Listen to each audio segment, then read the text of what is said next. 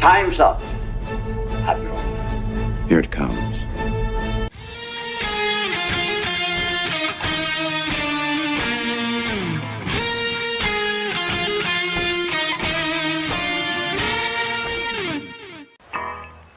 All kids out of the pool for Adult Swim.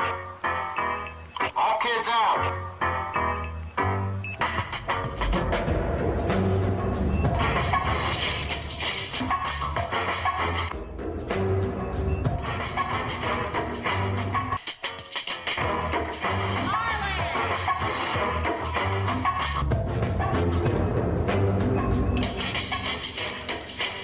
Lego Lord of the Rings Balrog raised eyebrows for what some fans say is an unfortunate pose. I see it. I see it. Oh, I see it. It's taking a piss on Gandalf.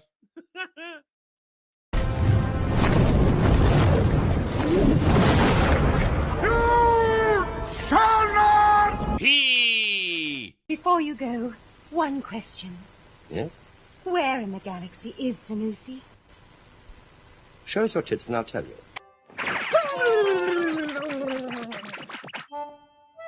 There we go. All better now. Man, titties are the greatest things on earth. Hail and howdy, everybody. Welcome back to another Daily Dive, the Double Ds, where you, the audience, the chat, are in charge. You make this engine run with your desire to make me suffer. I accept it. I'm okay with it. As long as I get recovery periods. See, that's the key. I need time to recover. Problem is, I'm not going to get to recover. I got to watch Jurassic World Rebirth tonight. I got to watch Rebirth tonight for tomorrow's stream. So I don't get recovery today. I don't. Whatever you do to me, it's going to continue into the evening. No rest for the atom. Anyway, I hope you guys are having a good Thursday. We're almost done with the week. I'm not going to talk Superman today because there's nothing to talk about, honestly. There is, but there isn't. We'll talk box office this Sunday on Roundtable, which is our Sunday privilege over there. A lot of little things here. Some things you'll see come across our screens today that I'm going to say we're pushing that to Sunday here and there. Like, for instance, any Fantastic Four news, we're going to talk about that on Sunday as we do our prep for Baby Steps. So we're going to leave that for Sunday. You'll see it. There's an Assassin's Creed story. We're going to leave that for Sunday because Jed has to talk about that with me because Jed understands Assassin's Creed even better than I do. So we're going to leave that for Sunday. Some little things here and there. But anyway, we will have stuff to talk about today. It's going to be a good day. I've got my segment that I carried over from yesterday. We're going to talk some. We're going to continue that video game discussion we started a couple days ago, talking MMOs, talking games. I have found a quality version of the articles I want. Plus, Weasel threw something in there that I want to talk about too, just as a reference point for stuff I was talking about. And of course, there is something out there today. There's something out today. Something dropped about an hour ago. I haven't watched it. If you guys want, I haven't looked at it. If you guys want, you know how to make it happen. If we're going to check out the Mortal Kombat 2 trailer, $5 for an Adam Rant, $10 for questions, for topics, $10 to pay me to do video games. And yes, there is a new game. Prof's little mission to throw things at me randomly has happened. There is a new game. I won't say what it is because it's not going to happen until next week at the earliest. But and I have to wait till I get that $10 to buy at least 30 minutes of my time to play it and review it. At the same time, you know the rules. $20 to make me watch something. $20 to make me watch a video. And $30 to have me review an episode of television or a movie live on this stream, which we will be doing tomorrow, thanks to Kratos El Grados. We'll be talking Jurassic World, Rebirth. I had not planned on watching it, had no interest, but Kratos had a question that he asked, and it requires my watching it. Therefore, we are now triggering that event. So tomorrow we'll do a live review of Jurassic World Rebirth on this channel. It'll be like, I'll be calling it the quick and dirty review. The quick and dirty review. We're not going to spend an hour on it. We'll spend probably 15 to 20 minutes talking about it.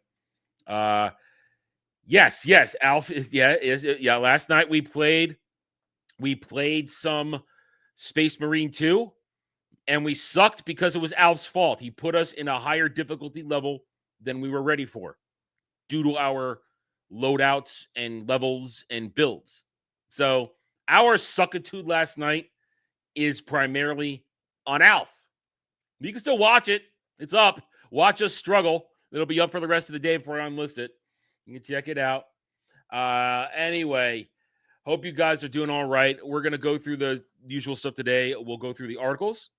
Then I'm going to talk about the MMO stuff.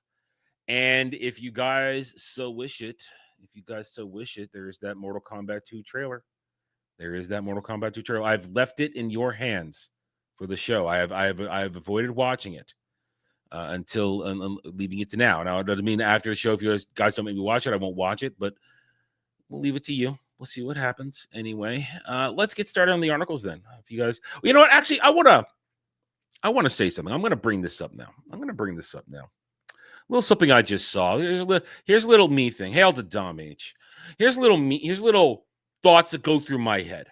All right. We know what I'm trying to do here on YouTube is not just be a YouTuber.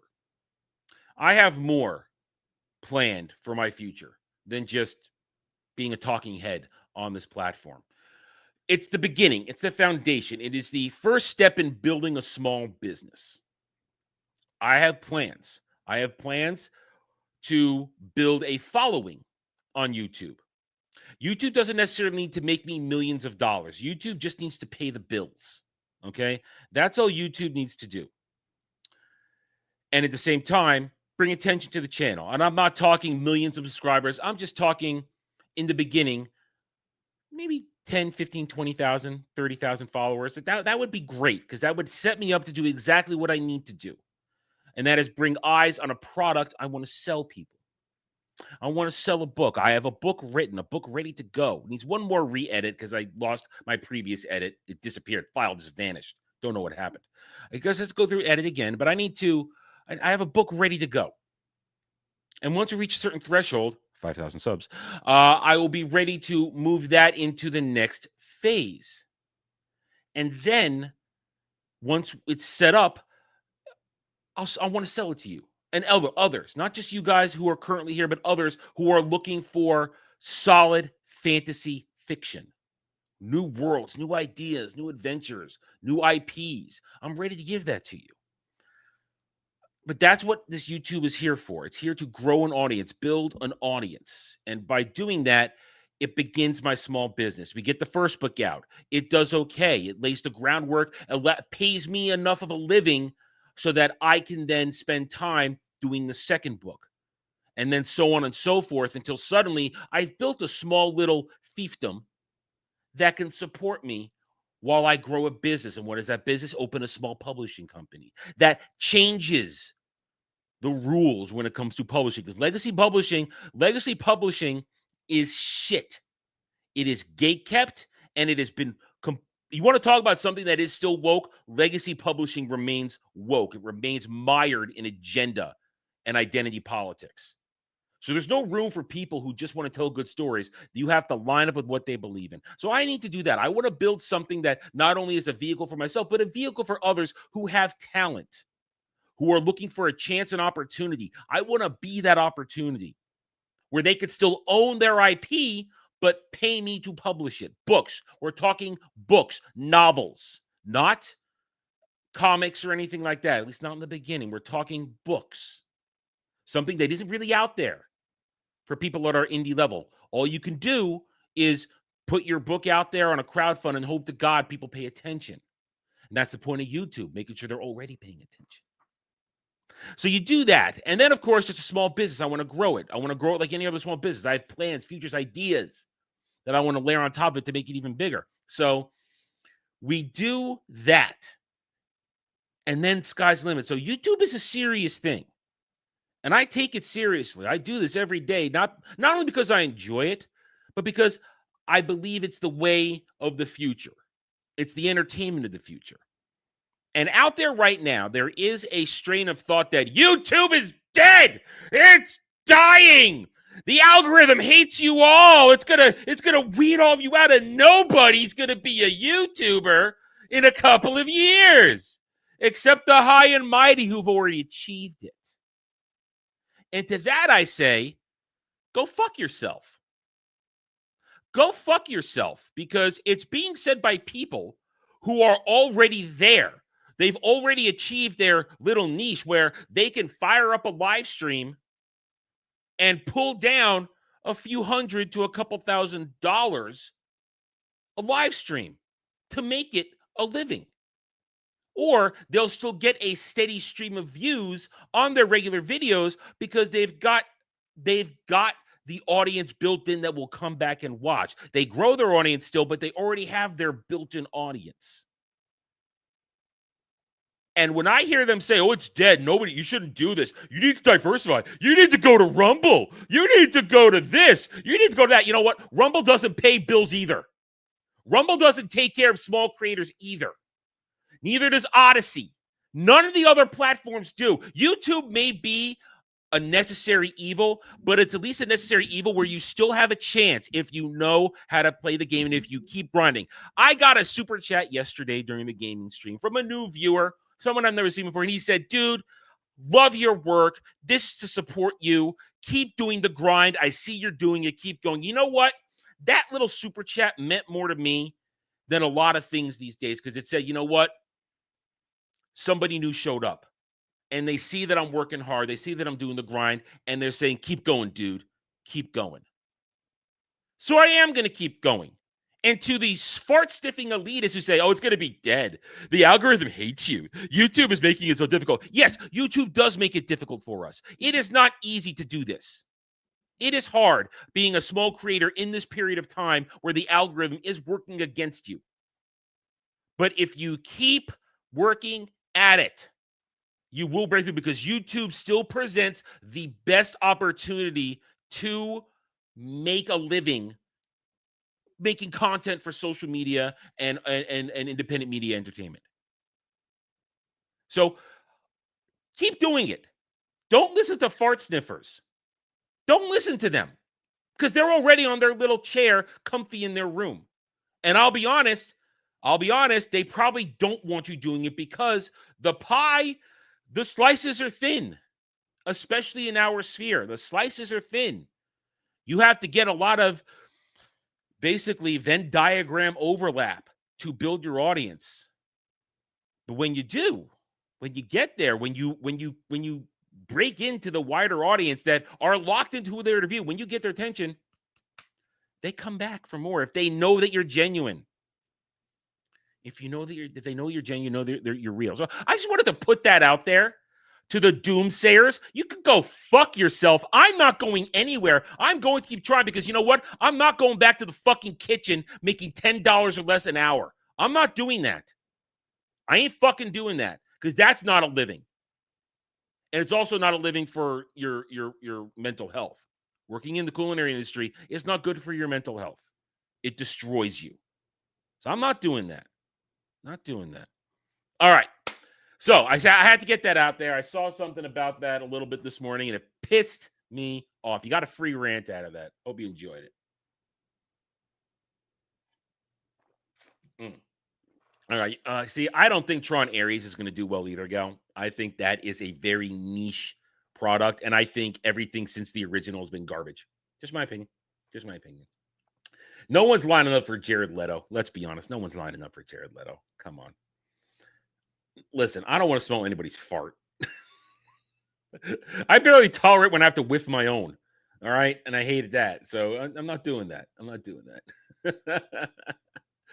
All right. So let's get started. I've had my say on that. Let's check out our news articles of the day. Let's do a refresh. It's been about 20 minutes since I had these going. And we will see what happens. Okay, and there's a story I mentioned that is going all over the place. Okay, that just happened. All right, so I just got proven wrong on something, or at least it limped, as we said it looked like it was going to. So let's get into this right now. Okay, listen, there will be cooking streams one day when I have a better setup, a better kitchen, and help. You have to understand, if you're going to do a cooking stream right, you need someone to work the camera. You can't do it yourself. It's too dangerous. It really is. It's not smart. To do a work, and I'm not talking these black glove morons who throw shit in a bowl and mix it up and say, look, I cooked for you. No, like a real cooking stream, showing the step-by-step, chatting, fun, having a good time talking. What chats didn't show up, Kratos? I'm seeing smart fiffer. I see smart fiffers. My pain sustains you. I see those. Something else. Hey, remember, listen, YouTube is asshole. YouTube is asshole. They will censor us if we let them. Got to be clever. You know what? They also don't want that because 9 times out of 10, there is some very sketchy hygiene, cleanliness going on in most kitchens. Don't trust kitchens. I don't. I've been in there. The shit I could tell you I've seen. All right, so let's bring up Variety. Netflix reality shows. I'll go fuck yourself with reality shows. Don't care. Lilo and Stitch becomes Hollywood's first billion in 2025. All right. We said this we said it for a few weeks leading up to it. And it looked like that Lilo and Stitch wouldn't get there. But it has, as we said on Sunday when it was at 994, I said to Jed, looks like we were going to be wrong. It's going to limp. And here it has limped to $1 billion. Lilo and Stitch limped to $1 billion, which is going to be immediately lost right now with Baby Steps. Between Baby Steps and every other movie, they've either used the money made on Lilo and Stitch to balance the books from the failures of Black Falcon, Captain America, Snow White, Thunderbolts. We're not talking Disney Plus. That's a separate failure bank account. And all the money Lilo and Stitch has made has just offset the failures so far this year.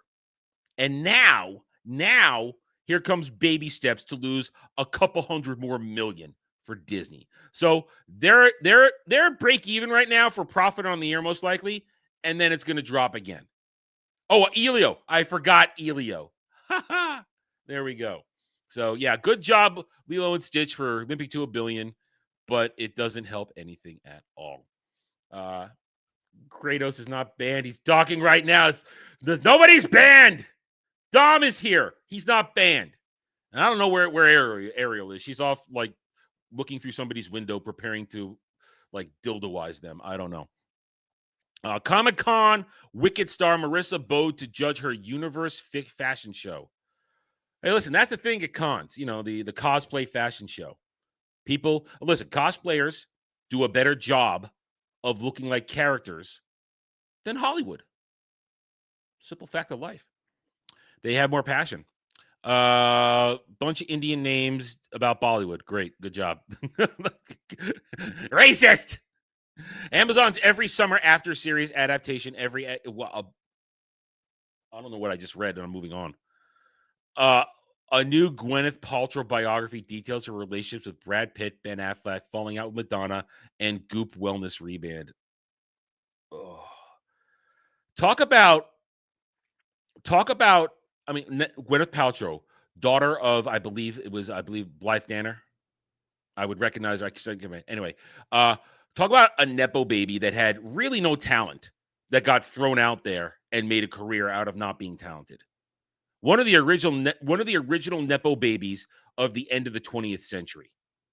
Gwyneth Paltrow. Jesus fucking H. Christ. But listen, I will never, ever forgive. It's freshman year of college. I come home. We're all getting together. And my birthday is in January. Okay? My birthday's in January. So generally, in my youth, nobody's in school, so it's hard to get people to celebrate my birthday. I know, so sad, poor Adam. But when we all came home, oh, great, we're all home. Let's all go do stuff together. Oh, it is Adam's birthday. Let's go see a movie. Adam, what movie do you want to see? No, that wasn't asked to me. No, we're all going to go see Shakespeare in fucking Love. It's my birthday, and they make me go see Shakespeare in fucking Love, and none of those girls are touching my penis. So I didn't get anything for that fucking movie. All right? I got nothing out of that. I hated this shit. So fuck that movie. Forget Gwyneth Paltrow. Crap movie. Garbage. She won an Oscar for that garbage. That movie is also hot fucking garbage. Terrible movie. So, I mean, just good God. God damn. So this was terrible. Terrible. Just terrible. Completely terrible.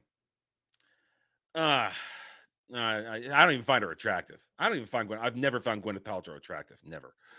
Fox Sports Inc.'s broad pact with Barstool Sports, Dave Portnoy to become regular on-air contributor. Well, good for Portnoy for continuing to sell out left and right. Make your money, dude. I don't care about sports anymore. Netflix Carol Cole series Eva Lasting Season 3 taps Bogota's iconic spots as Colombia ramps up global shoots. What? Moving on. Comedy Impact report how Conan O'Brien, Sarah Silverman, and the Daily Show news team set the tone for what's funny 2025. Newsflash, nothing's funny. Newsflash, they're not funny. You're not funny. Comedy is dead. Nobody's funny anymore. I'm serious. Nobody makes me laugh anymore. I laugh more at the random shit we do on YouTube than professional comedians, professional comic writers do. Comedy is dead. Plain and simple. Toni Morrison departs GLAAD, launches media company. Great. More Queerdo crap. Don't care. Watch that fail too. ScarJo's directorial debut, Eleanor the Great, sets September release. What is that on?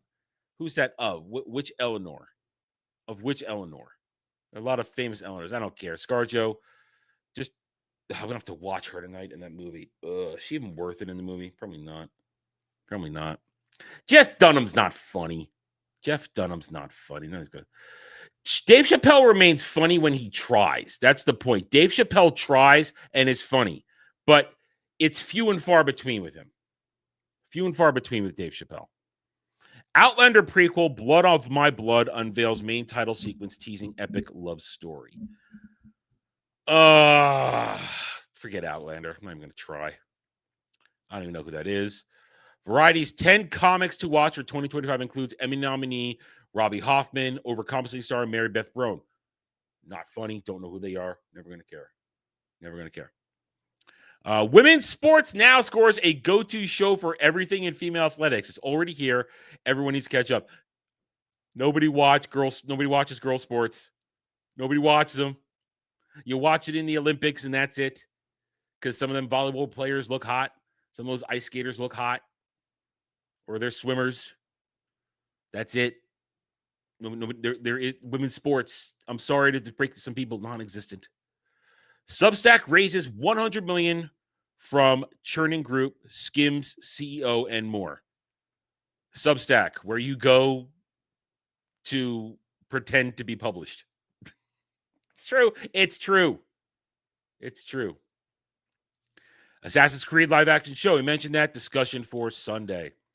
Donkey Kong Bonanza arrived on Nintendo Switch 2. Here's how to buy it. Shut up. You know how I feel about Donkey Kong. Creator focused franchise building venture Flywheel launched by whatever. On experience with leading YouTubers. Who? Who are you? One of the chosen. Ballad of the Small Player. First look. Colin Farrell teams up with Conclave director for Gambler thriller Netflix sets October release dates. Okay. I see nothing wrong with that. I'm not into thrillers, though. Not really my thing. I'll watch a good one, but not really my choice. Invincible gets season 5 renewal early. All right. Enjoy, Invincible fans. Enjoy what you're doing. I know where the story's going. Never read it, but I know where the story's going. I did some little deep dive on that one point. Enjoy your Invincible. I'm not really interested. I checked out after season 1. Philippines neo-western Salvage Land from Rain Entertainment begins production. Cool. Okay. Colombian talent. Don't care. Let's go a little deeper, ladies. Nick Offerman goes full Parks and Rec and scolds Trump. Go fuck yourself. This guy is a complete libtard. He's not funny either. He's not funny either. Columbia Fights keep Backdrop season 2, Night Manager, and whatever. Don't watch it. Is there anything else interesting here? Let's see. Somebody old died. YouTube to have major presence at MIPCOM Cannes of 20th anniversary. Fan Bing Bing stars. Fan Bing Bing stars a magic realist, short, small, sharp, and green. I should know her. I feel like I should know her. Anything interesting? We'll go one more and then we'll move on. Looking for something interesting. Lady Gaga. Go away, Lady Gaga. Just go away. Goodbye, NPR. Goodbye, PBS. You've been indoctrinating people to commie Marxism for 40 years. Goodbye, farewell, goodbye. Fuck off. Fuck right off. Squid Game Season 3 to top international title. Good for that. Eric Bana is outstanding in Netflix's gripping mystery thriller Untamed. I don't have a problem with Eric Bana. He's okay. I don't really watch much of what he's in. More Lady Gaga. Who cares? All right. We're moving on. Here it is. Netflix Assassin's Creed live action. Holding off discussion on that until Sunday. Amy Bradley is missing, but the Netflix auction filmmakers think they know where she is. Whatever. Oscars, who will succeed outgoing Film Academy President Janet Yang? Doesn't matter. Now they're crying about AI in Hollywood. Johnny Cage. Okay, we've got the Mortal Kombat 2 trailer coming back up again. Lily Wachowski, who's really a man, talks about something.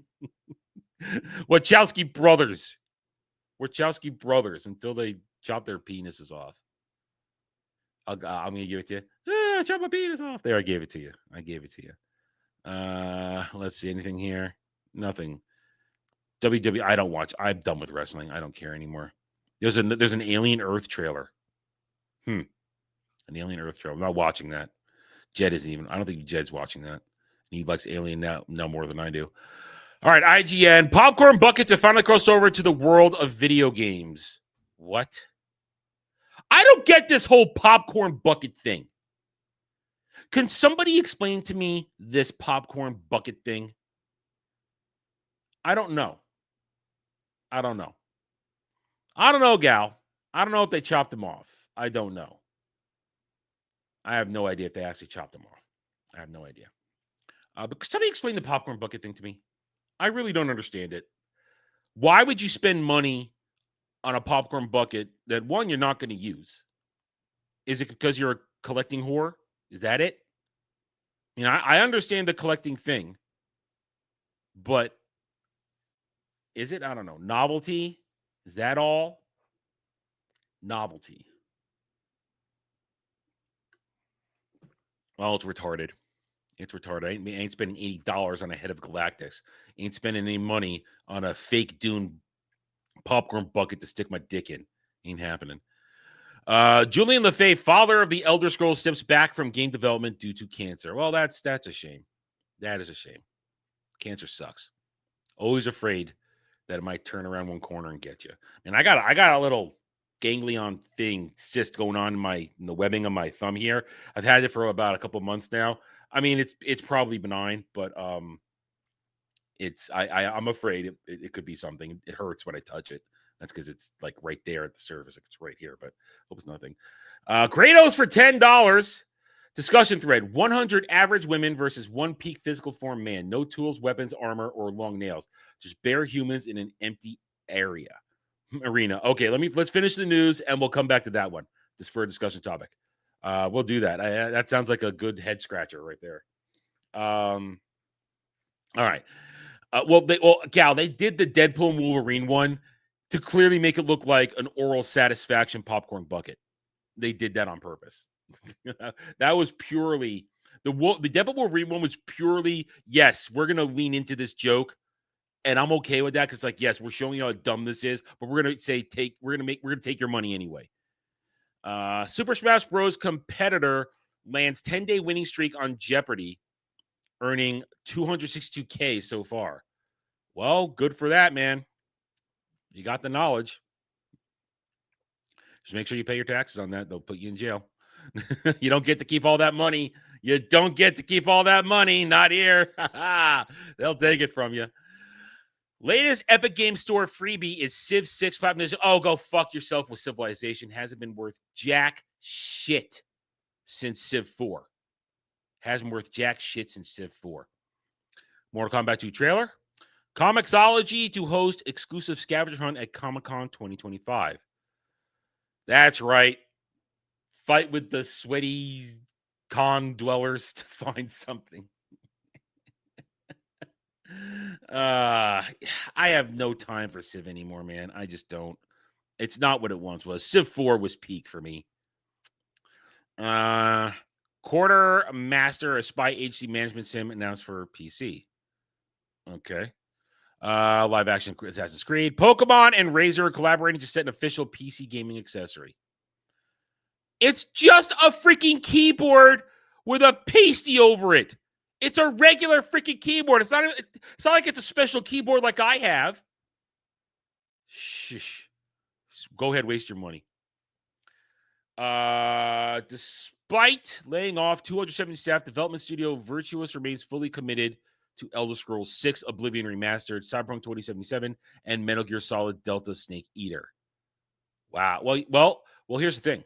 If the team of Expedition 33 taught us anything, is you don't need more than 30 to 50 people to make a game.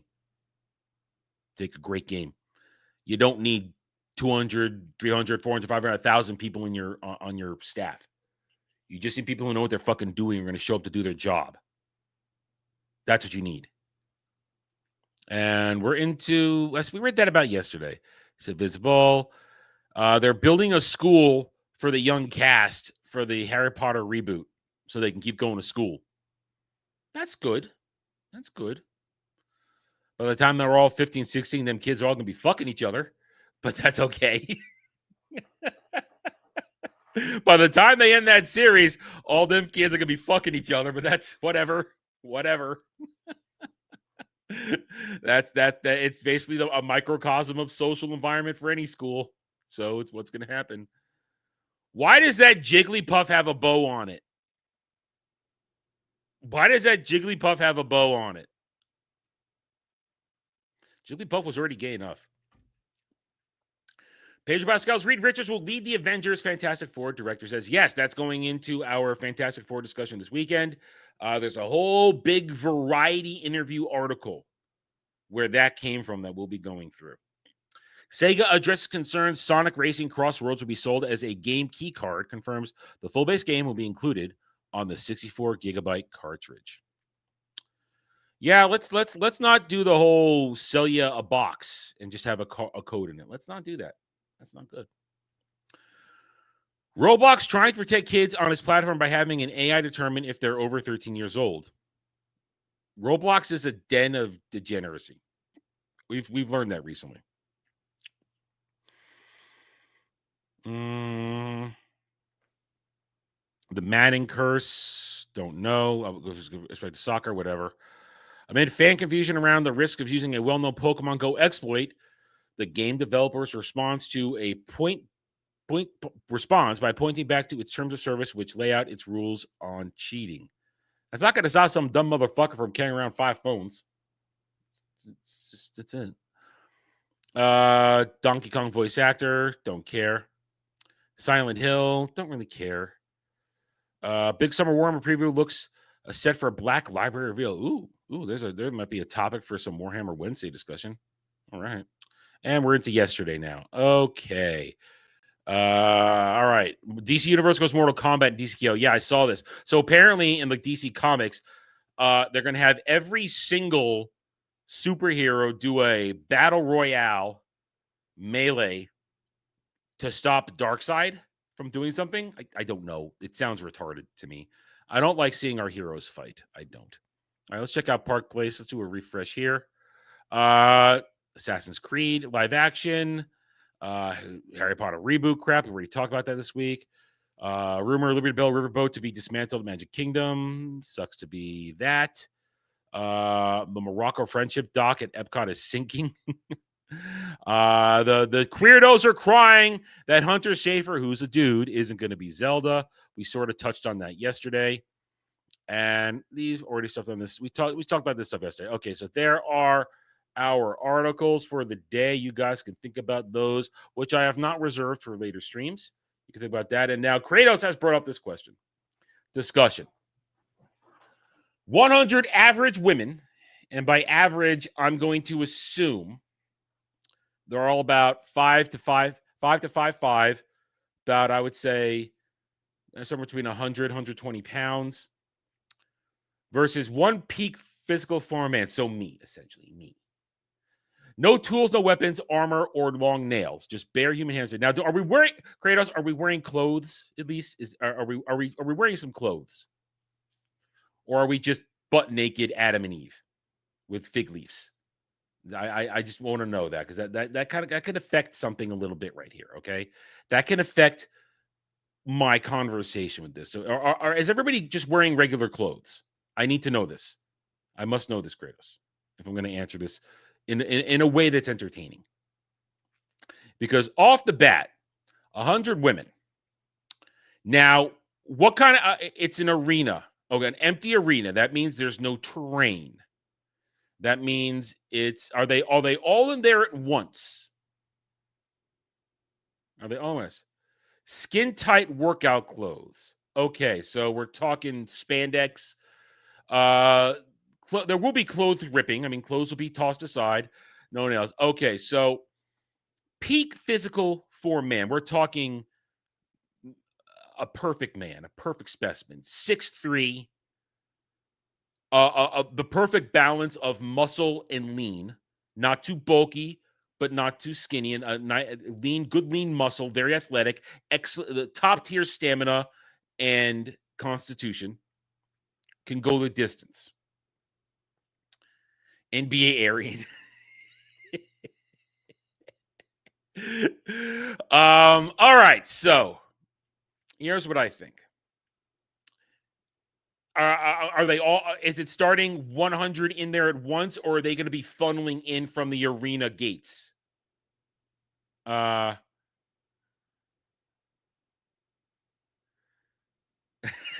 Kratos saying the women aren't going to cooperate. The women are not going to cooperate.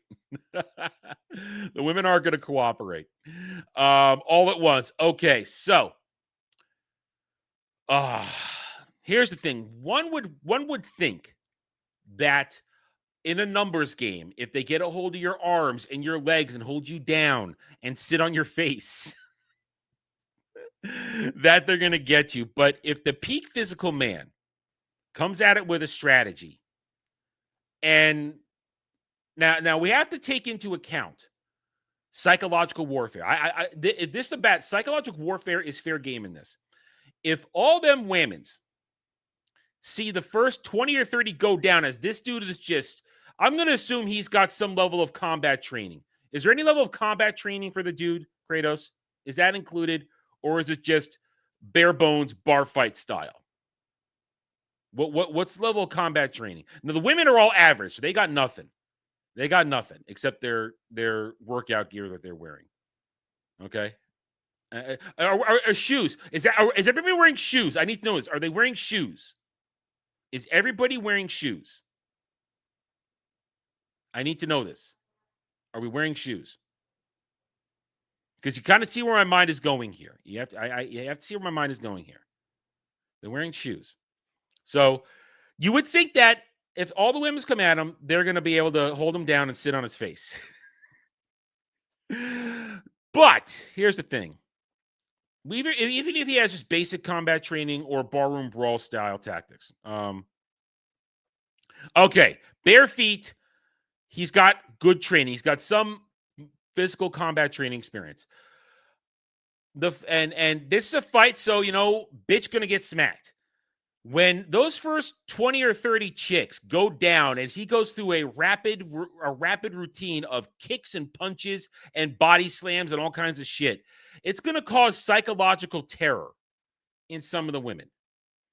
And when he gets that room to breathe, he's going to take stock. He's going to disrobe some of those women and take some of their clothing, and then he's going to wrap his hands. He's going to get some wraps going on so that his knuckles get protected, because this is a smart man. This is a smart man fighting a bunch of women.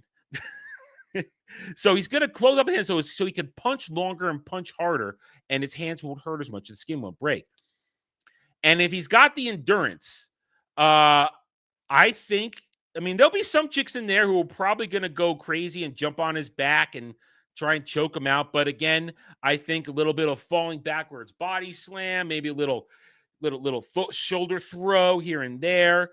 This is a guy who understands pressure points, so he's going to use that. He's going to probably use a couple times. He's going to use some of them as a human shield at one point. He's going to pick them up and use them as a shield and a weapon. The smallest woman will get used as a weapon. She will be picked up by her ankles and swung around like a billy club and beat. And so somewhere I'm digging a hole very deep for myself right now. Okay, I'm digging a hole very deep for myself. I honestly think peak physical man will win against the 100 women, because if he's got the endurance to hold out, he will beat down enough of them that then they're not going to assault him. They're not. We have to understand the idea. They're not all going to attack him at once. Eventually, they're going to suffer psychological fear and panic, and he will then be able to go around and take care of them. And will some of them try and use some pockets? And now, does the arena have sand, or is it just stone? Is this like is there sand in this arena, or is it stone? Because we do have to worry about pocket sand. We'll have to worry about pocket sand if there's sand in the arena. We'll have to worry about that if that happens. So be careful. I mean, if they did attack in unison and held him down and sat on his face, he still wins. He still wins. I want to think peak physical man's going to win because he has peak physical condition. These are not women. These are average women. Some might be fit for their averageness, but some are probably not going to be. There will be a few in there who are probably a little overweight, don't have the stamina. No nails. Without the nails, that's a thing. No nails. No scratching. No scratching. Now here's the thing though. They could get lucky. They could get lucky and land a nut shot. If a nut shot happens, they can take advantage of that and get him. You got to be wary of the nut shot. The nut shot could tip it in their favor if he's careless. That did cross my mind, Kratos, that they could possibly use their feminine wilds to seduce him. It's like, look, titties. Now, here's the question, though. Are they pretty titties? Or are they like runny egg on a nail? Because it's runny egg on a nail. That's good. Honestly, if you get runny egg on a nail, that's just going to make peak physical man angry. It's like, why are you showing me your ugly titties? Now you just made me more angry. Now I'm going into berserker rage mode. Why didn't that one over there with the really nice titties? Why didn't you show me her titties? That might have distracted me. No, ugly, fugly one here with runny eggs on a nail. You showed me your ugly titties, and now I'm angry. Ah! So you got to be careful. That might backfire. Oh, whoa, lady right there with the jungle going on down below. Why did you show me that? You have just made me angry. Why? I could see it sticking out from the top of your workout gear you're wearing. Why did you do this? Why did you come to this show without, trimming the hedges? Why did you do this?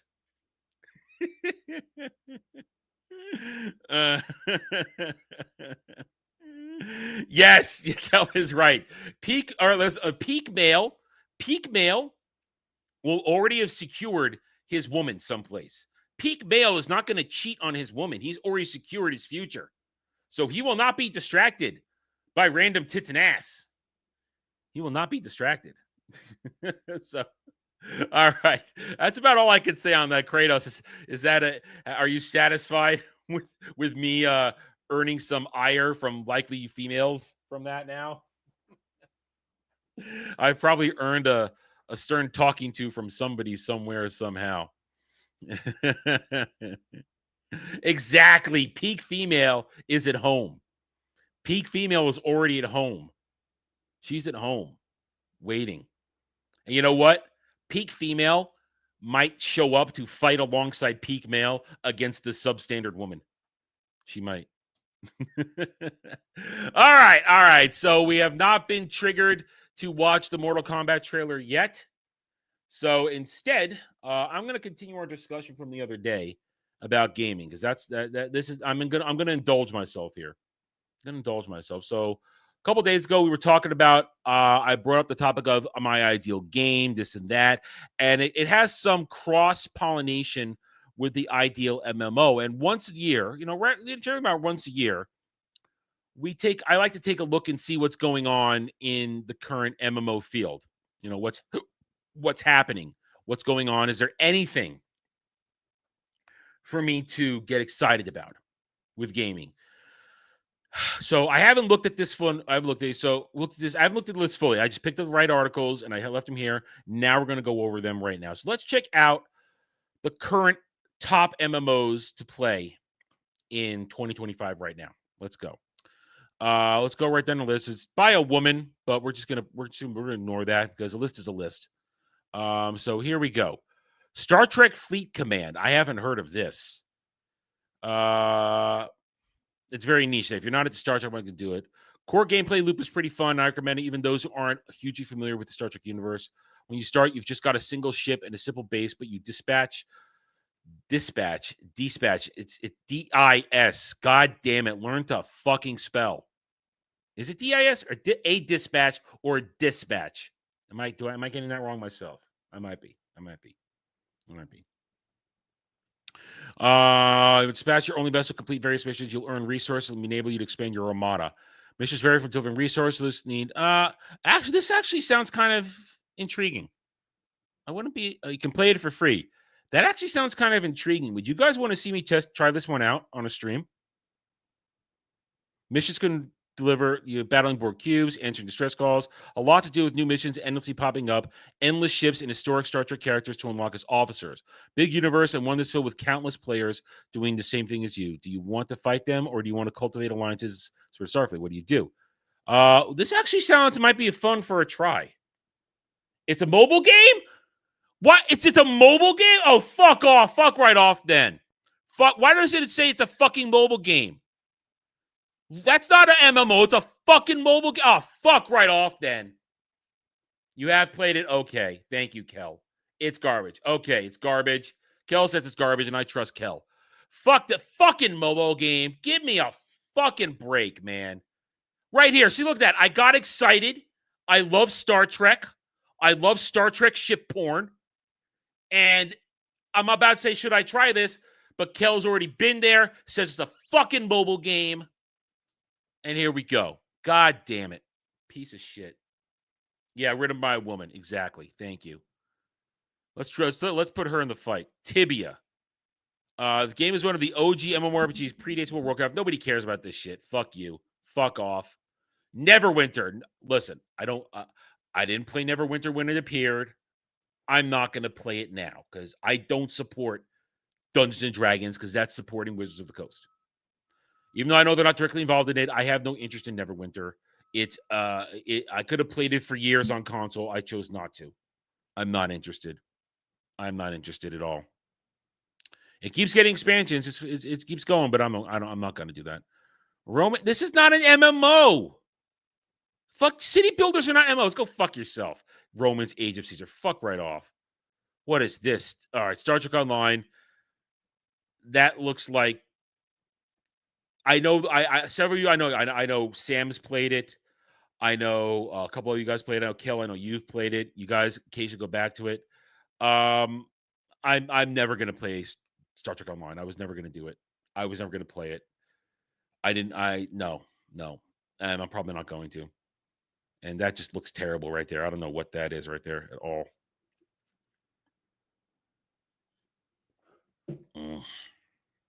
Moving on. You're not going to sell me on Star Trek Online. Wizards 101, that's a fucking browser game. Go fuck yourself. So far we've got a lot of fail.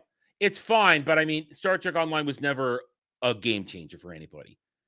And it's had an up and down lifestyle, as you told me, and Sam has told me. It's had up and down in its life cycle. Nobody's playing fucking Black Desert. You can go fuck yourself. Don't play Korean MMOs. Do not play Korean MMOs. They are grind fests with no reward. Don't do it. Don't do it. That's my review. Dune Awakening. It just came out. I know, Kel, you've played it. I know Weasel's playing it. We'll see how it looks in a year, where either one, I have a new computer rig to play it, or two, it comes out on console, and I'll give it a try that way. So I reserve the right to talk about Dune Awakening a year from now. FF14, it's gonna hold on. Dawn Trail was not as great as people wanted it to be. We've had this discussion. I liked it for what it was. I really loved the new classes in Dawn Trail. Viper was great. Yeah, I mean, going back to Dune it's a co-op game, isn't it? It's not an MMO. It's a co-op survival game, but they're calling it an MMO. But it's co-op survival, is what it is, with PvP.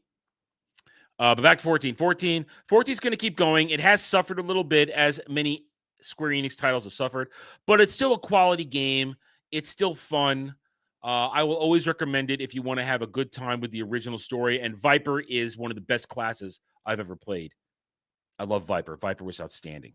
But it's going to keep going. It's struggling now, and hopefully they can right the ship. Hopefully Yoshi P remembers what got him there.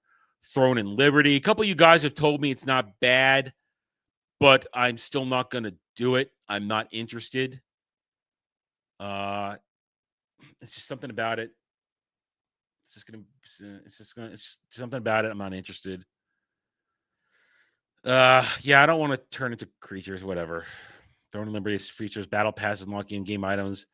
Yeah, I'm just interested. Once Human.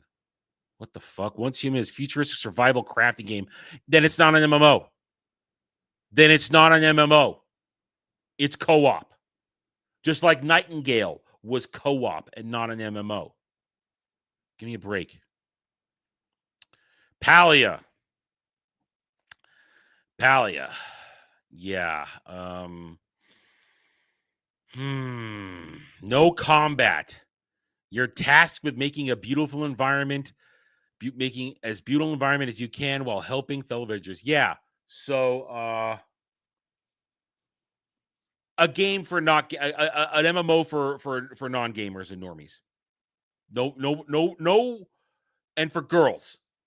Sounds like it's a game for girls. I'm gonna say that. Listen, I'm already down. I've already earned ire. I'm gonna say that. Lost Ark, another Korean MMO. I do not trust Korean MMOs. I just don't. I've played them. I just do not. I just don't. Superb dungeon crawler while you play as an adventurer looking to make their fortune. Orchestra. It sounds like the definition. Probably sounds like the definition of a casual MMO. I'm just painting and making things pretty. No fight. Lost Ark. I don't know. Have anybody played Lost Ark? I've heard of it. I haven't been convinced to this day about it. I feel like I remember it being one of those things, got a lot of hype, people got into it, and were soundly disappointed. That's what I feel like when it came to Lost Ark. Grundy trash. Thank you. So Kel just proved my point. Grindy trash. Korean MMO. Grindy trash. Thank you. You proved my point yet again with Korean. New World. Amazon's failed attempt at making an MMO that in the beginning bricked computers. I was never into it, never was interested in it. And it's essentially it's a failure. It's still going, but it did not get there. Good old WoW. You guys know my thoughts on WoW. So far, we're more than halfway through this list, and it's all the same. It's all the same. Yeah, but it was probably good. You liked it, but it's not. It didn't win. It didn't win. I'm still not going to play it. I didn't like the setting of it. I wasn't interested in the setting of it. I mean, people tried to get me play it when it came out. People tried, and I said, no, I'm not going to do it. But so far, we haven't seen anything great. Destiny 2 is not an MMO. It's a looter shooter co-op. Shut the fuck up, you dumb idiot. Albion Online. If you're looking for an MMO where you can sit back, relax, do a little crafting, no.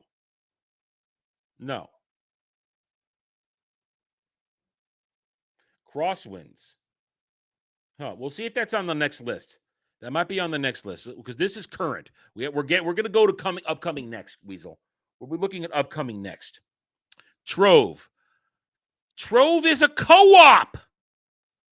It's a co-op. It's not an MMO. ESO already exists. We have Guild War 2s already exist. SWTOR already exists. These are all games that have been out for extremely long periods of time that are just subsisting on their current player base. They're not really growing anymore. As much as I love SWTOR, it's not growing anymore. It's not the game it once was. Lord of the Rings Online has been on life support for years. Its diehards will never leave, but it's been on life support for years. So don't talk to me about Lotro. Lotro has its fan, but it's on life support. They got WoW, Eve also on. Geez, they've never. It already existed. RuneScape, kidding me? All right, so here we are. This entire list. Oop, that was you. This entire list here of current MMOs in 2025. Nothing new, nothing outstanding, nothing for me to say, shit, I'm ready to put some time and money into this. And that makes me sad. It saddens me. Very sad. Kind of sucks. Oops. Oh no. Hold on. There you go. All right. So let's now, here we go. So this is the best one I could find from 7 months ago. Upcoming MMOs to watch in 2025 and beyond. Now, of course, some of these have already come out by now, like Dune, which is more, as we said, a co-op. Now, we'll read these since we own these. So, Stars Reach. Ralph Koster's Playable Worlds put Star Reach in the most wanted map virtually in the first second that its existence was confirmed. This colorful sci-fi sandbox aimed to be an ambitious spiritual successor to a certain Star Wars galaxies and is already undergoing limited tests. We won't be seeing it in 2025. We can hope for more information, articles. All right, so a possible sandbox sci-fi, Stars Reach. I'd need to see more. I prefer fantasy, but I'm not going to rule out a science fiction. I'm not going to rule it out. All right, Dune Awakening, it's already out, and it's a co-op. It's not really an MMO. Ashes of Creation. We've talked about this one for a long time. This crowdfunding phenomenon has had a lot of players' attention and money for several years now, as its team full of veteran MMO developers fashion a complex global world. Right now, the game is in the thick of a year-long Alpha 2 test, after which anything is possible. Will the community be primed for release when it finally happens, or will people have grown disinterested and wandered away? The question can't answer you. I've heard a lot about Ashes of Creations over the years, bits and pieces. It has the potential to be good. And at least it's reached progress stage where they're in a second alpha phase, clearly, as this article says. So they're already halfway through their second alpha test. I need to see some hard evidence. I mean, it says complex global world. Maybe that harkens back to the things I was talking about, a world that's going to adapt to its player base, that's not simply going to be locked in stone in a static environment, and no matter what you do, always changes. And yeah, Kel's looking forward. Yeah, we've talked about this in the past, and I've heard it's been something whispered on the wind for a few years now, but it hasn't reached it. If it happens, I'm assuming this is a screenshot of it right here, because that's not Dune. That's definitely this. If they can pull it off, it could be something cool. We'll have to. This is best described as wait and see, because we don't have anything to work with. So I will be interested to see where that goes. It's because I'm hearing keywords of the things I'm looking for: global world, veteran MMO developers, They're clearly taking it seriously with the testing, but it's been going on for a while, so we'll have to see. Chrono Odyssey. I've heard of this. Officially coming in Q4 2025, this time travel MMO is slowly but gradually raising awareness as Kakao took over as publisher. Thus far, the title's been very quiet, which has hampered the growth of the community, but it's certainly a promising title with a lot of that Eastern MMO eye candy and crazy concepts some players start. I have heard of this, but just heard of it. I know next to nothing. Then again, I'm very leery of anything time travel because time travel is a very difficult topic system to mess with. Fuck Star Citizen. Star Citizen is never coming out. Talk about whale the game. Star Citizen is whale the game. People have invested tens of thousands, possibly even hundreds of thousands of dollars in this game. And they will never get a working real copy. So, yeah. You're an idiot if you've invested in Star Citizen. You're dumb. And then when you lose all your shit, it's gone. So, no, sorry. No. Soul Frame. All you had to say was an online action RPG made by Warframe developers, and you know that thousands upon thousands are going to show up. We are fascinated to see what Digital Extremes could do with a fantasy setting, and we'll get our chance. And an open pre-alpha happens next year. So that's 2026. So we're not even going to come back to this. Not even going to think about that. Light No Fire. Speaking of notable follow-up efforts, Hello Games promised some more information about its survival MMO Light No Fire after mostly hush-hush in 2024. There's keen interest to see if the studio explore a truly open world where players can explore an ancient Earth and mold it to their liking. That might be fun that sounds more like a co-op than an MMO. That sounds more like a survival co-op than MMO, which could be fun for some of us to play. It might be fun. Graphics do matter. Let's be honest. A game has to look pretty. I lived in the retro era. I don't want to see retro graphics on things. I don't. I want a game to look pretty. I don't want to go back in time and retro. I love retro. No. I lived it. I breathed it. Played it already. Want current day graphics. Yeah. Weasel gets it. It's a co-op. Now that might be something fun for us to play. This might be a great co-op night game where we can both on stream and off stream put some time and have some fun. That might be fun. I like the sound of this. Just have a pack of us go out there on an ancient Earth and build it to our liking. Survival co-op. That might be fun. I'm putting this. Let's keep an eye on this one. True. I mean, granted, there is that history. But while I'm not going to give them money for No Man's Sky, maybe they learned maybe this time they'll actually put the game out ready to go. Maybe. Ghost. MMO designer Greg Street took us on a great ride with his vision for the Riot MMO, and now he asks us to saddle up once again. He runs his own studio over at Fantastic Pixel Castle, Ghost, or whatever it will eventually be called. Still a few years to go, but already it's put out a prototype gameplay video, plenty of promise of engaging. But what is it?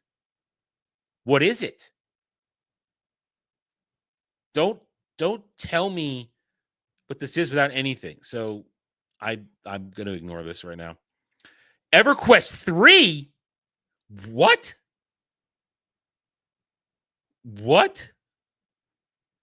I'll believe it when I see it. And even then, you could go fuck right off with ArcAge. The fucking Korean MMOs. No, you can go fuck right off with ArcAge. You could take that, shove it in your ears, and go ram it into somebody else's ass. Go fuck right off with fucking ArcAge. I don't give a fuck. No, don't you bring that evil back on me. That not only did I sink real money into this game before it even launched. That's what taught me about my lesson. I'm not going to put money into a game till I know it's good. It ruined my reputation in my guild for a while when I tried to make a go at this to run a guild branch. Oh, it'll be great, guys. It's not going to be constant PvP. We're going to have adventures. We're going to own land. We're going to build shit, house, all that stuff. Yeah, they fucking lied to us that fucking game. It's nothing but a Zerg fest. God, fuck that game. Fuck ArcAge. Fuck ArcAge. Fuck you, Cacao.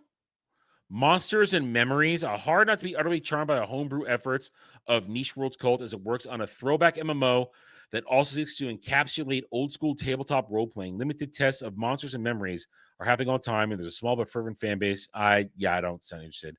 Guild Wars 3, no thank you. Wasn't interested in Guild Wars 1 or Guild Wars 2.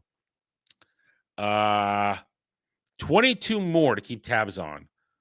That's just the top one. Ship of Heroes, Project Gorgon, Pantheon. Pantheon Rise of the Fallen has released, and it's got dog shit. Loftia, never heard of it. Ashfall, no know about that. I haven't heard of it either. Post-apocalyptic idiot MMO Radio Silent. Yeah, these are the ones that have gone. We usually mentioned this one. Camelot Unchained. Who mentioned this one? Camelot Unchained. Who mentioned this one? Studio claims long delayed RVR. Oh God, RVR. I never want to do RVR again. I've done RVR. I don't want to do RVR again. RVR is too much of a stress. It's too much stress to do RVR. It just is. It's just too much stress, man. Kelly mentioned RVR. It's just to worry about everything else going on in the whole world, and that you might not even be participating in something going on, and to have it fall apart on you. I can't do RVR again. I can't. World of Warcraft Midnight. What? Crimson Desert. Go fuck right off with that one. F14 Mobile. Give me a break. Ubisoft's cozy MMO. Yeah, I'll give Ubisoft money in a million years. Is there anything? Nintendo's MMO? I'll believe Nintendo will make a real MMO when I give a fuck about Donkey Kong Bonanza. So never. Amazon's Lord of the Rings MMO. Oh. A Rings of Power MMO? Oh, please give it a try. I will cover that intensely and make fun of it. So there you go.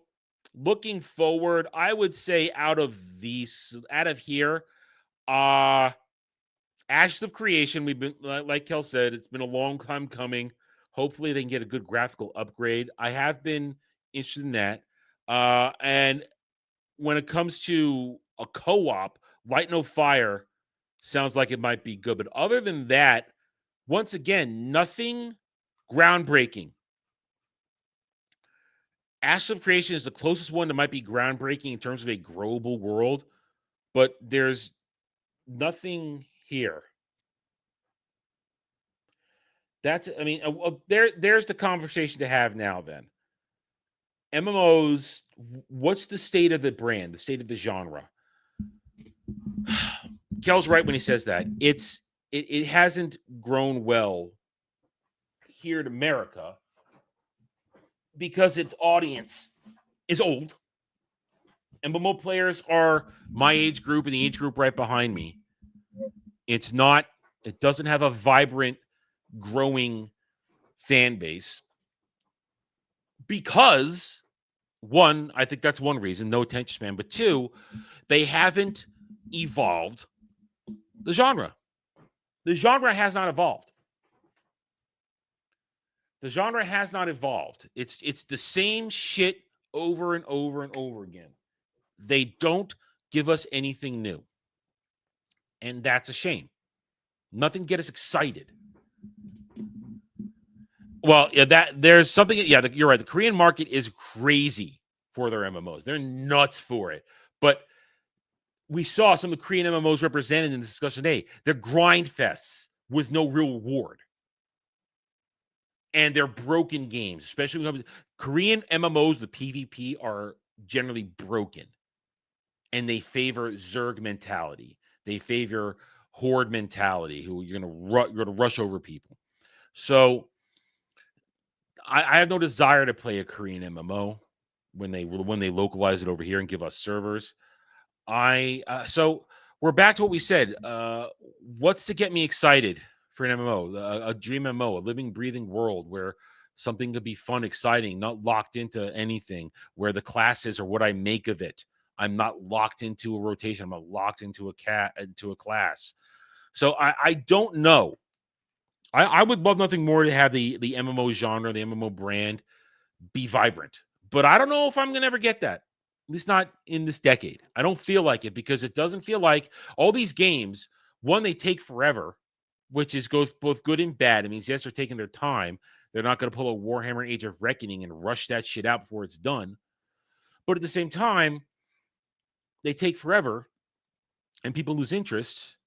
And then when they bring it out, it's, as I said, the same old shit. Nothing outstanding, nothing creative. Nothing to make me go, wow, I'm ready to spend thousands of hours and years playing this game. And I miss that. I miss that feeling. I miss that excitement of wondering what's the next game going to be. I will never play that game again. I've told you myself, I will never do that again. I will never play that again. I will not. It was a broken concept, broken game, broken classes, crummy community. But it's just, I would love a new MMO.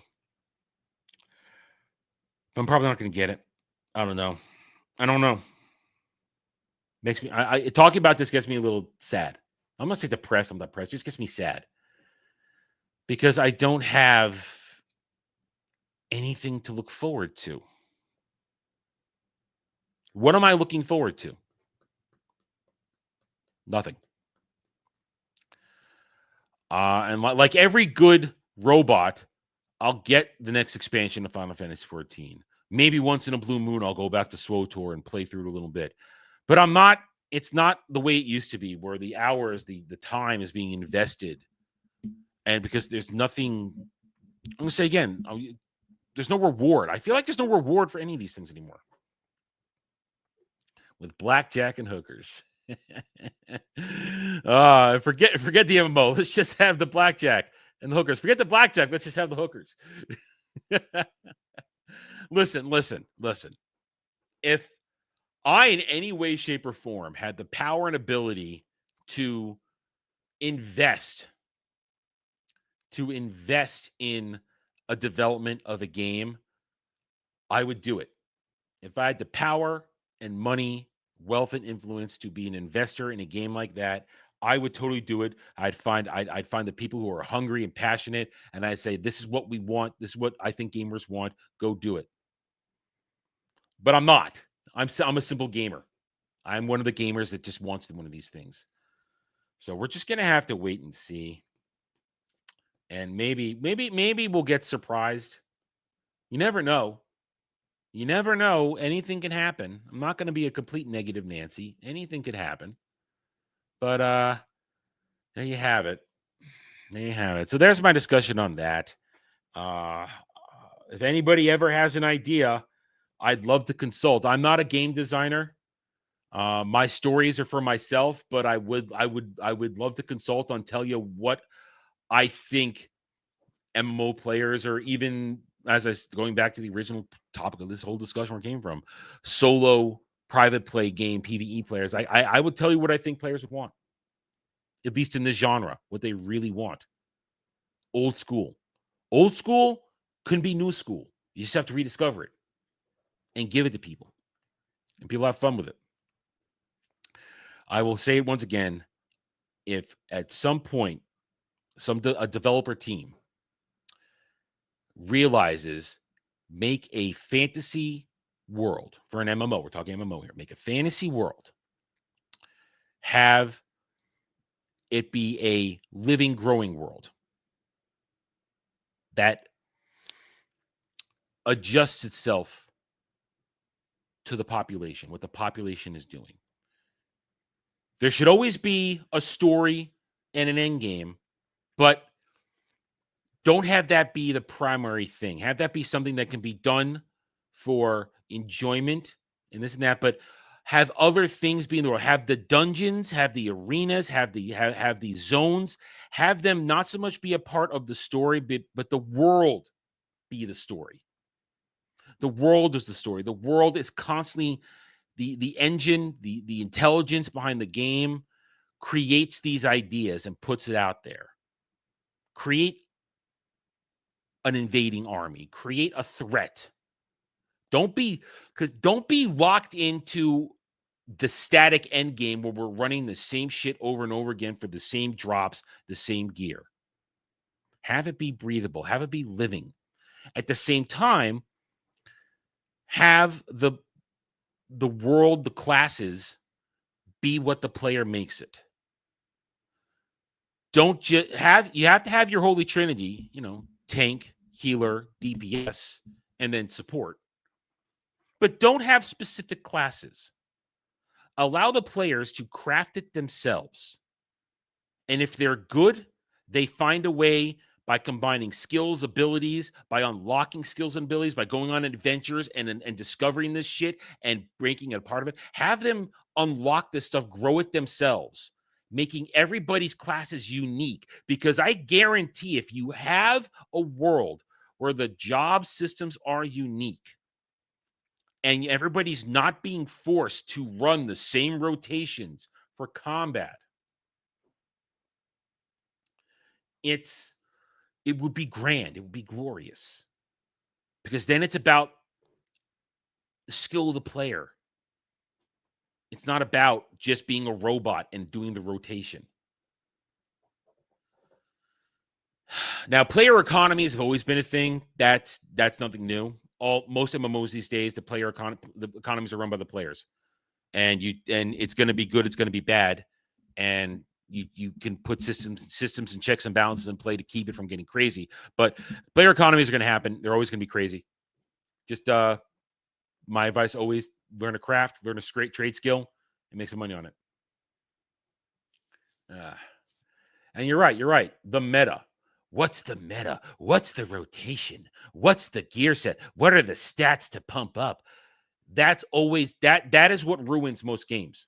Because it creates the elitist mentality of, oh, you're not hitting the levels we need for this DPS. You're out.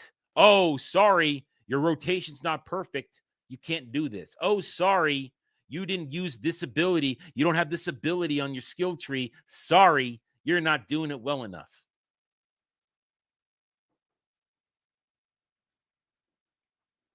Freedom. Well, I'm essentially expressing a game of freedom. That's essentially what I'm talking about here. That's been my dream for an MMO in a fantasy world. And I don't know if we're ever going to get it.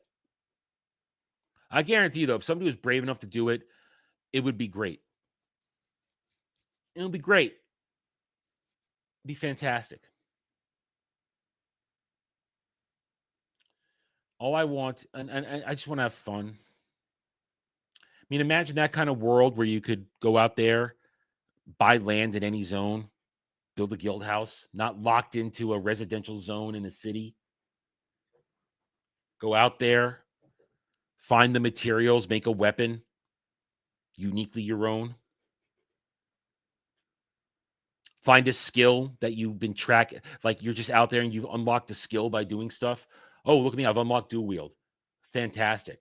Because I did all this shit and suddenly I unlocked it. That would be incredible. Or because I kept putting points into practicing a skill tree or working this, and since, boom, you've unlocked dual wield. I would go dual wield. You know me by now. Yeah. I watched a video on that a long time ago.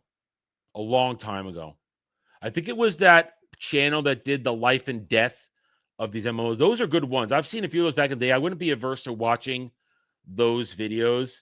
I've seen a few of them. Those are great videos, the life and death of this, because they are insanely accurate. Some of those I actually lived. Some of those games I actually lived through. So life and death of something. Those are great MMO videos, those historical videos of that stuff. Yeah, I'm pretty sure at one time I did watch that one a long time ago. I went through a period of time in early when I was on YouTube, and I watched a bunch of those life and death videos before I was really doing much of anything. I'm just gonna keep sadly waxing poetic about this stuff because it's what I'll never get. It makes me sad. I want either a great solo game where I can indulge myself or a great MMO where I can indulge myself and play with others. Build something. This is why I am so sad that at the moment I don't have a good gaming rig, because let's say one of these things is going to happen soon, I wouldn't be able to get in on the ground floor, and that would piss me off, because part of these things, if you see one of these great games coming out, if they ever happen, you want getting on the ground floor is so exciting. That's what made starting with Star Wars: The Old Republic so exciting 15 years ago, is that I got in on the ground floor. I was there in the beginning, fighting, conquering, winning, making memories, learning things. I was there in the beginning. It was outstanding and fun. Being on the ground floor of an MMO as it takes off is an experience that is unrivaled in gaming.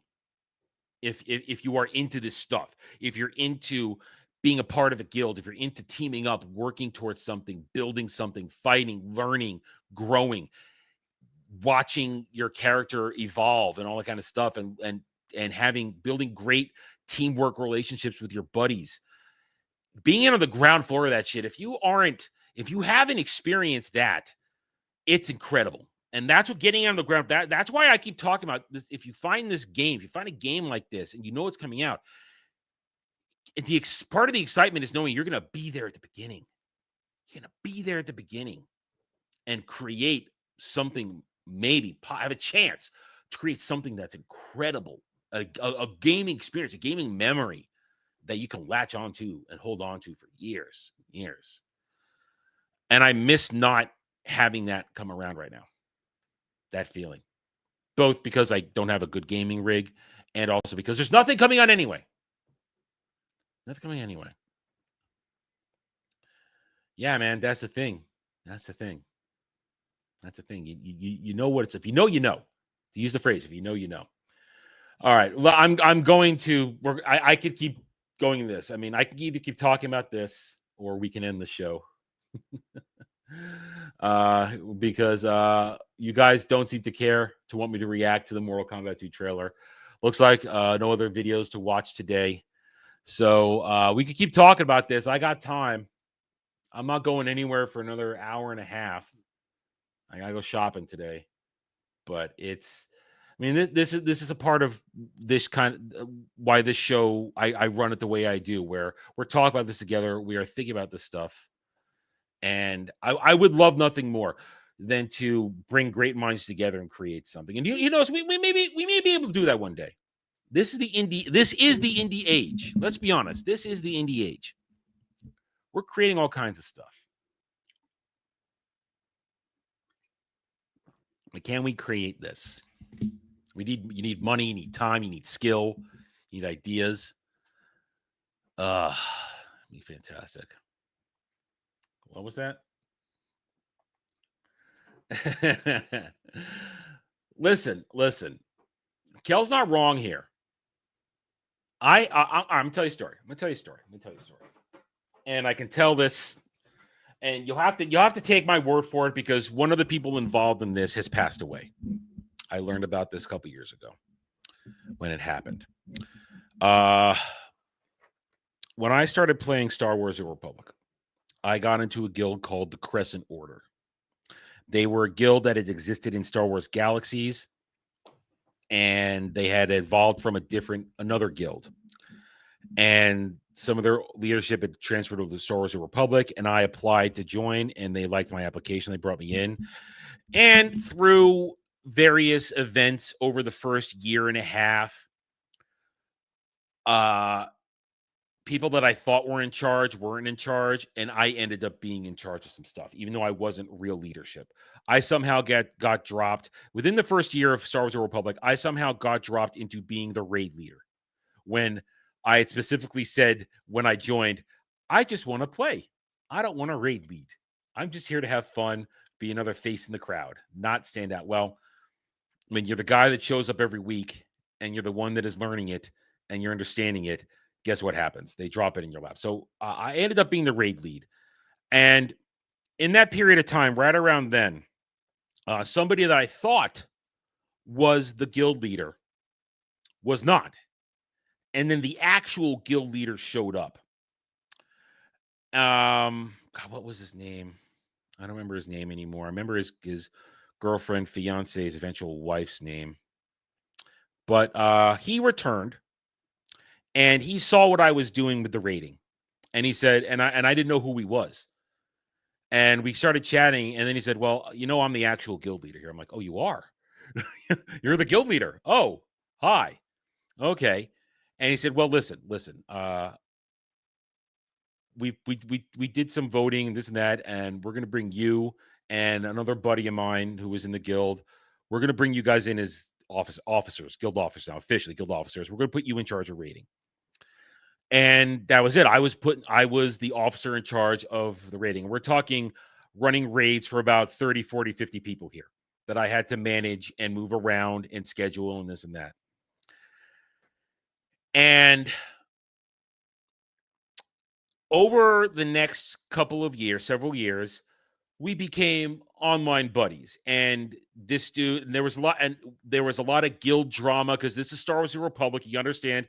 We had there's Imperial and Republic side, and the Imperial side at one point got taken over by a literal power hungry dude who literally turned the Imperial players into a cult around him. It was nuts. Mano, his name was, and these guys at one point during the debate of what we were going to do, because there was a split over who was going to be in charge, and one of them actually said to me, "You don't understand Mano's vision for what we're doing here." I'm like, "Whoa, what are you talking about? His vision?" So anyway, I became friends with these people. The leader, the guild master, and his then girlfriend / fiance, eventual wife. And we became friends and this and that. And for a few years, it was fine. We're all playing, all having a good time. He would confide in me about things. His girlfriend, fiance, eventual wife. She would Raylan, Raylan was his name. Raylan and Starzia. She was a bit of a flake, but she was sort of nice. She was a nice girl. And we did all kinds of things. And what happened was time went on. And something went on in their private lives that changed things. And it came down to a point around 2014, 2015, where they started trying to manipulate me and do stuff and guilt me in things because I wanted to expand the guild into other games. So it's like, okay, we're kind of losing steam in SWTOR. Let's look at other things like in this and that. And we went through a period of time during the Arc Age debacle, and then eventually a little bit of an FF14 debacle. They manipulated me and guilted me and started treating me like shit, started making me apologize when Starzia had a meltdown and Raylan did stuff like that. Anyway, it eventually led to me leaving because that's it. You guys, you're not respecting me anymore. You're treating me like a doormat. You're handcuffing me for everything I want to do to try to expand the guild's presence in other games. So I'm going to leave. And I left quietly. I didn't make a big stink of it. I just said my farewells to everybody. I didn't make a big drama deal out of it. I didn't even attack them openly. I just said in privately, "We're done. We're done." But that's the thing. Sometimes these relationships get weird and complicated and strange, and people use you, they abuse you. Now, of course, I learned a couple years ago, 4 or 5 years ago, my room was still oriented in a different way. I can remember that's when another one of our friends, Yas, who I've mentioned her in the past, we still game with her occasionally. I give that Raylan had died, and which was sad. I didn't hate Raylan, but was it Ray? What was that? His name began with an R. I just can't remember it anymore. It's been a while, but I didn't hate him. But I And I was sad that he died because, you know, his wife was, without him, she didn't have anything. So I felt bad for that, but I wasn't involved in one. I wasn't going to get involved. I just basically said, send my condolences. And I was truly sad to hear that. But these things happen in these online games sometimes and these communities, and people will use you and abuse you, even when it starts out as normal, good, solid relationships where you're all working together doing the same shit. Well, I mean, between 2000 and 2010, I was just working in a kitchen, having a horrible time.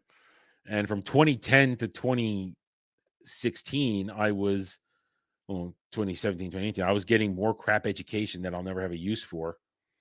And I was playing MMOs. So that's what I was doing. I was playing games during those period of time. I wasn't diddling around on YouTube or the internet or social media. I was playing games, is what I was with other players in SWOTOR, in Final Fantasy 14, in Warhammer Age of Reckoning, and a couple other things that I tried and then failed during that period of time. So, yeah. See, that's just some sick shit right there. That's some sick shit. Oh, here's a great one.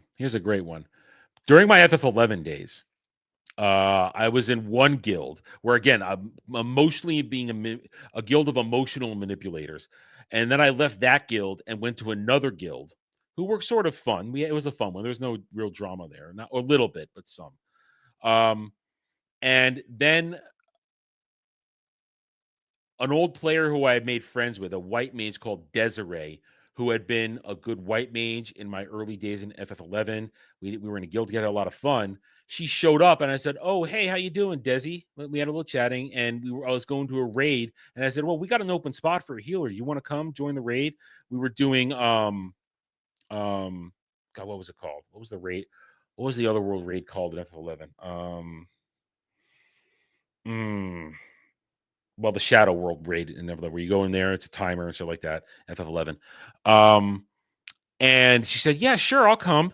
And of course, we had a point system and who gets to roll for loot.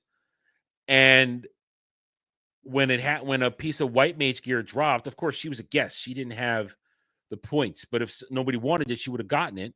If nobody wanted it, there was a chance. She rolled on it, took it, and then ran off. So she just grabbed she basically gear napped it. She ninja'd that shit. And I felt so bad. I was like, shit, I brought her into this raid. Now, nobody was angry at me because they didn't know they had no idea that she was going to do that. But it was, you never know what's going to happen on these things, man. You never know. Because when you do, back then, it wasn't even voice. It was all, we're talking old school, just text on a screen, no voice chat. I mean, voice chat creates another level of connection, but this is early days where it was all keyboard text. So that was bad. That was bad. I hated that. I felt bad. So shit like that happens, man. Dynamis. That was it. Hello, Jed. Shows up just as we're ending. But yeah, Dynamis. It was during a Dynamis raid in FF11. That's what it was. Yeah. So, man, I could tell more stories, but we are an hour and a half in, and unless you guys want to do the Mortal Kombat 2 trailer, which it doesn't seem you want to, that's about the only thing I can try and coax you guys into paying for today. But yeah. Oh, yeah. I've heard horror stories like that for years. I've heard those horror stories for years. Yeah. I've heard all about that. Listen, loot is a thing in an MMO, man. Everybody wants that gear. Everybody wants it. And sometimes you have to wait in line. And sometimes you have to suffer bad rolls. You're going to get that shit roll. You're not going to get it. You have to wait your turn. And if in a good guild, you're eventually going to get your gear. You're going to get it eventually. That is why when it comes to an MMO, I believe in a good mixture of raid gear and crafted gear, and sometimes discovered gear. That's why we go back to this whole thing about a free and open world in MMO. Man, it would be so cool on a random adventure in a dungeon or a cave or something where you find this piece of gear that is just fucking incredible, and you found it and it's exclusive to you. And that'd be great. So I believe in a combination of looted gear, i.e. raid drops. I wrap it to that, maybe currency gear, where you can earn currency to get the gear as an equal equivalent to the raid gear, and crafted gear. There should be a good mix. FF14 tries to do that, but it eventually falls apart because the insane gear that you get from the currency to buy after doing the insane raids or bosses in a box, it's always going to be a little bit better. I wish that games would understand you have to have a better balance so that the raid goblins don't own it completely. There has to be another option for people who do not raid, because even though I love to raid, not everybody else does. And then again, raids have to be good. I will always harken back to the idea that as much as I love a lot of the aspects of Final Fantasy XIV as an MMO, the raids are dog shit. They're bosses in a box. You drop into the room and you fight on a very small arena. It's not even a large arena. It's a small arena. And ever since Stormblood, the devs at FF14 have been AoE crazy with the mobs. They go AoE crazy. And it makes it annoying to have to fight them, because the fights aren't even fun. They're not even fun fights. That's why the SWTOR raid bosses were great, because those were big arenas, lots to move around. The fights were engaging and fun. You really had to talk your way through it. And yes, there were strategies to win, but there was still room to maneuver. You weren't locked into certain shit.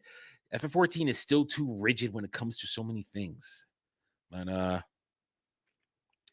yeah, I mean, a lot of stuff is they lock all those boss in a box, those bosses in a box fights. They lock them all behind finishing quests and doing this, doing that, and moving along what sometimes might not be an engaging story. The current boss in a box storyline with the arena and stuff like that, at least that's where I left off in 14. It wasn't an engaging story, not a fun story, not interested. So I tuned out, and the fights weren't good anyway. I didn't like those fights anyway. I didn't like them at all. Not at all. So you need to understand when it comes to gear, give people multiple ways to do it. Give them good way to do it. And especially if you go out there and don't just have, and especially like talking crafting, don't have the materials locked into a super hard boss fight. Have other ways to find these materials. This is the problem. Geez, we're back on it again. I know. I wanted to get off it. We're back on it again. These devs for decades, I would say for 20 years now, they're locked into a certain way of thinking when it comes to building, progressing in the game. They're just locked in certain way of thinking. They have not been able to break out of the rigid thinking when it comes to game design, level design, gear design, crafting design, all this kind of stuff. They haven't been able to break out of it. They just haven't been. And it's frustrating.